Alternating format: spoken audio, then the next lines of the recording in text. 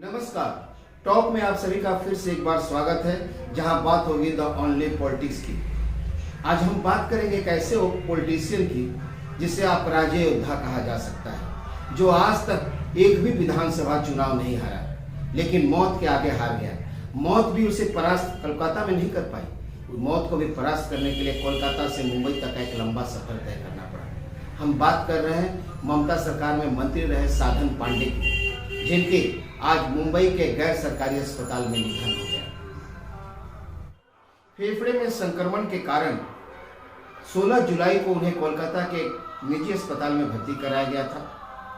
लंबे समय तक वेंटिलेशन पर व अचेत अवस्था में रहने के बाद जब सेहत में कोई सुधार नहीं हुई तो सितंबर महीने में उन्हें मुंबई के निजी अस्पताल में शिफ्ट कर दिया गया, जहां आज उनके 71 साल की उम्र में मौत हो गई। 2021 के अप्रैल महीने में हुए विधानसभा चुनाव में उन्होंने मानिक तल्ला विधानसभा सीट से भाजपा के कल्याण चौबे को 20,238 मतों से हराया था। 1985 से विधानसभा चुनाव लड़ने वाले साधन पांडे का जो जीत का सिलसिला शुरू हुआ, 2021 तक 9 विधानसभा चुनाव लड़े और एक बार भी पराजित नहीं हुए। 1985, 1987, 1991, 1996, 2001, 2006 6 विधानसभा चुनाव कोलकाता के बटतला विधानसभा चुनाव से लड़े व जीते। डिलिमिटेशन में 2009 में बटतला सीट समाप्त हो गया।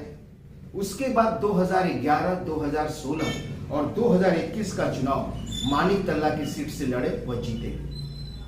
शुरू के 4 चुनाव 1985, 1987, 1991 और 1996 कांग्रेस के चुनाव चिन्ह पर जीते थे। इसके बाद 2001 से लेकर 2021 तक 5 चुनाव तृणमूल कांग्रेस के चुनाव चिन्ह पर जीते। अजित पाजा के सहयोग और आशीर्वाद से 1985 में पहली बार बटतल्ला से विधायक बने थे। उसी अजित पाजा के हाथों एक बार परास्त भी हुए थे। शायद यह बहुत लोगों को पता नहीं होगा या उनके जहन में भी यह नहीं होगा। 1984 में जब श्रीमती गांधी की हत्या हो गई, उसके बाद हुए लोकसभा चुनाव में कलकत्ता नॉर्थ ईस्ट से तत्कालीन बटतला के विधायक अजित पाजा लोकसभा उम्मीदवार बने और वो विजयी रहे। लोकसभा सांसद बनने के बाद उन्होंने बटतला विधानसभा सीट से इस्तीफा दे दिया। बटतला विधानसभा सीट का उपचुनाव हुआ। उनके सबसे करीबी साधन पांडे को मौका मिला। साधन पांडे दरअसल 1984-85 लोकसभा चुनाव में अजित पाजा के खास सहयोगी हुआ करते थे। उस दौरान कांग्रेस की तत्कालीन महासचिव राजेंद्र कुमारी वाजपेयी के भी बेहद करीबी थे। दोनों की मदद से 1985 का उपचुनाव यह जीत गए। 1998 में कांग्रेस से निकलकर ममता बनर्जी तृणमूल कांग्रेस की गठन की।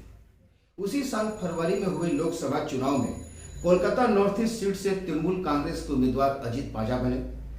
राजनीतिक गुरु अजित पाजा के विरुद्ध कांग्रेस ने इस सीट से साधन पांडे को अपना उम्मीदवार बनाया। गुरु शिष्य की इस लड़ाई में शिष्य बुरी तरह परास्त हुए थे। अजित पाजा को 3,10,631 वोट मिला था, जबकि सीपीएम के प्रशांत चटर्जी को 2,45,489 मत मिला था। वहीं साधन पांडे तीसरे नंबर पर रहे थे और उन्हें सिर्फ 94,024 मत मिला था। इस तरह जिस गुरु ने शिष्य को गढ़ा था, उसी गुरु के हाथों एक बार परास्त भी हुए थे। आज मौत के हाथों परास्त हो गए। कल इनका अंतिम संस्कार होगा। सोशल मीडिया में हर वक्त राजनीतिक और सामाजिक गतिविधियों में सक्रिय इनकी बेटी श्रेया पांडे को टिकट मिलने की पूरी उम्मीद है और अटकलें लग रही है। उम्मीद है कि साधन पांडे के अपूर्णीय कार्य को शायद श्रेया पांडे आगे बढ़ाएं।